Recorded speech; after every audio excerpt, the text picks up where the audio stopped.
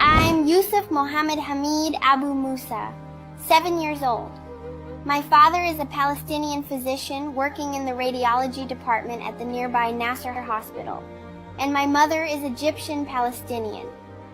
My grandmother is from Sharqiya, Egypt, so my father was able to get Egyptian citizenship through her, and my siblings and I also obtained Egyptian citizenship.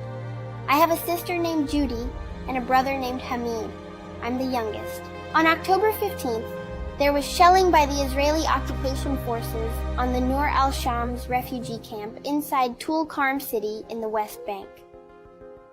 My dad was working a 24-hour shift in the emergency department. Before he left, I called for him, my mom, and my siblings. I told them I wanted a family hug, for us all to stand together and hug each other. Dad went off to work, and 2 hours later, we heard the sound of shelling. Our house wasn't very far, and Dad started asking where the shelling was coming from, saying he could hear it was close. He called my mom, but she didn't answer. He called again, and when she picked up, he heard screaming. Dad lost his nerves and ran to the emergency room. As soon as he arrived, he could hear my mom's and brother Hamid's voices screaming. Dad tried to calm them and make sure they and his brother's kids were okay. Then he asked my mom, "Where is Yusuf?" She said she didn't know where I was. Dad kept asking everyone around where I was, but everyone he asked would turn their face away, avoiding answering. Then he went into the resuscitation room and saw a doctor who knew him and me. As soon as the doctor saw my dad, he didn't know what to say. Dad lost his nerves again and kept running around asking, "Where is Yusuf?" My mom had stopped too, and they were all saying, "Yusuf is 7 years old. His is a white sweet boy with curly hair." There was a photographer taking pictures of the injuries and events. He opened his camera and started showing my mom and dad the photos until my dad recognized me from my clothes in one of them. When he asked the photographer where that child was, the photographer just shook his head without answering. Then someone there said, "I was carrying him and took him to the fridge," meaning the mortuary. My dad said, "I'll go see him. Maybe it's not him." But he couldn't walk. He was so scared. When he got there, he saw his colleagues looking at him sadly, and they helped him into the mortuary.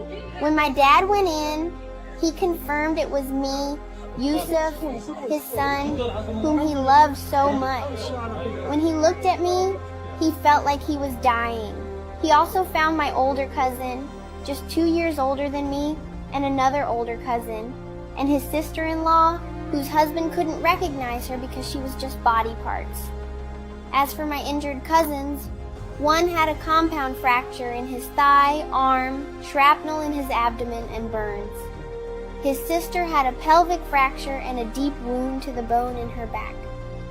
When my dad saw all this, he couldn't speak except to say, "Praise God, and God is sufficient for us.